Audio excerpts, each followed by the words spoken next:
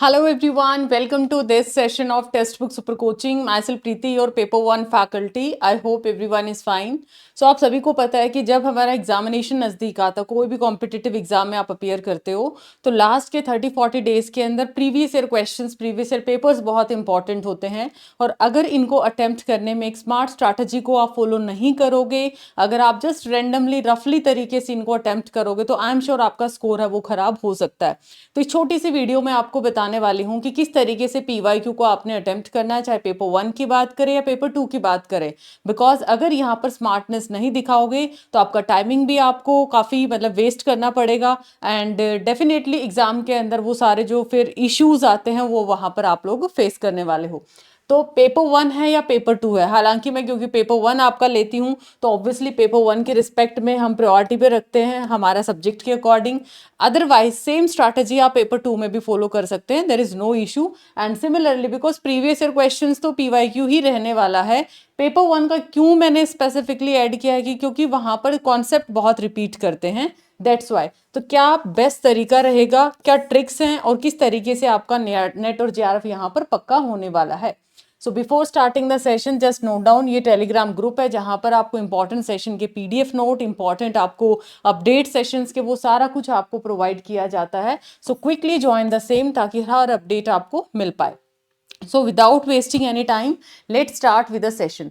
Previous year questions को attempt करने का दी बेस्ट तरीका क्या है। देखो, आपको पता है प्रीवियस ईयर क्वेश्चन किसी भी एग्जाम का बहुत ही इंपॉर्टेंट पार्ट आता है।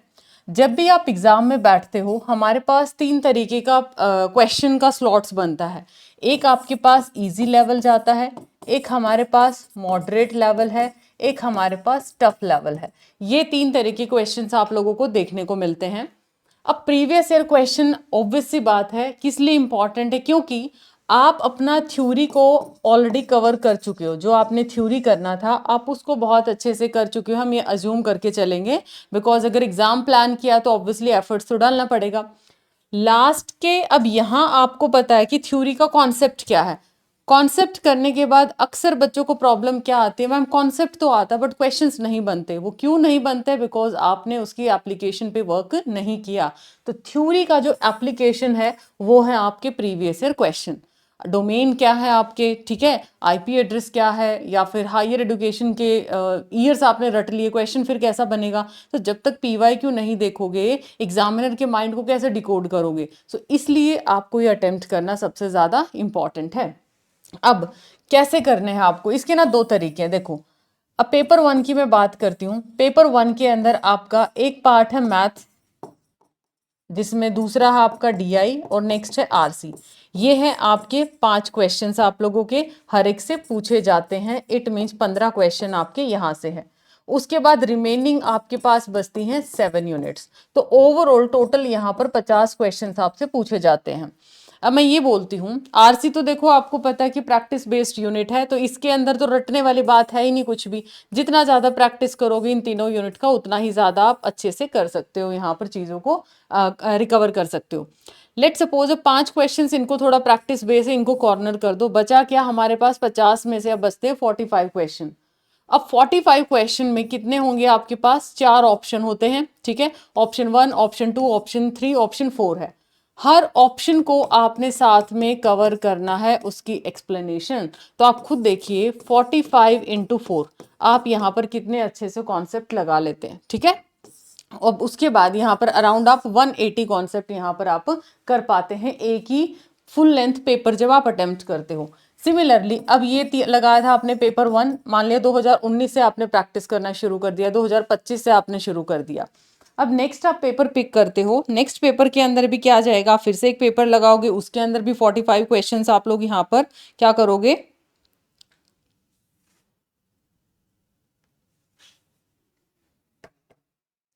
हाँ। तो पेपर नेक्स्ट फिर से आप क्या करोगे 45 इंटू 4, फिर से हम यहाँ पर क्या करेंगे 180 कॉन्सेप्ट्स को करेंगे।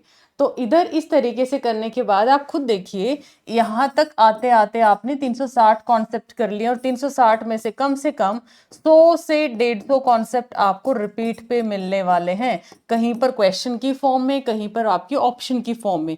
तो आप मुझे ये बताओ, 25 से लेके अगर आखिरी 3 साल के पीवाईक्यू भी आप लगाते हो, आपको नहीं लगता इस टाइम पे दी बेस्ट रिवीजन होगा? सारे यूनिट्स भी आपने टच कर लिए, थ्योरी का एप्लीकेशन भी आप कवर कर पाए, टाइम मैनेज भी कर पाए, मॉक टेस्ट भी आपके साथ साथ लगेंगे, तो सब कुछ तो आपने कवर कर लिया एक ही जगह से, है ना। अब नेक्स्ट इंपॉर्टेंट आते हैं भी पीवाईक्यू को अप्रोच कैसे करना है हम लोगों ने, ठीक है, क्या वो बेस्ट तरीका है। देखिए, अब एक क्वेश्चन आपके पास आता है, एक चीज है आप उसके आंसर के लिए 100% श्योर है, यहां पर तो आपको ज्यादा सोचना ही नहीं है मुझे क्योंकि आपको भी पता है कि इसका आंसर क्या है।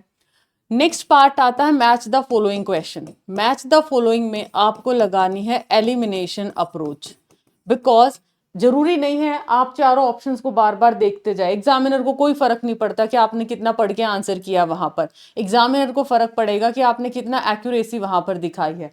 सो मैच द फॉलोइंग में आप जबरदस्ती का अगर टाइम वेस्ट करोगे तो वो कोई स्मार्ट स्ट्रैटेजी नहीं है। आपको पता है कि एक ही ऑप्शन के अंदर, एक ही ऑप्शन के थ्रू मैंने आंसर निकाल लिया, तो मैं क्यों चेक करूंगी बाकी के ऑप्शन, मेरे पास तो बाकी भी 150 क्वेश्चन मुझे अटेम्प्ट करने हैं ना 3 घंटे के अंदर। तो यहां पर आपने लगानी है एलिमिनेशन अप्रोच को, जितना जल्दी आंसर आप लोग निकाल सकते हो, ये चीज आप लोगों ने सबसे बेस्ट तरीके से आपका ये जो टेक्निक है, ट्रिक है, आपका वर्क करने वाला है।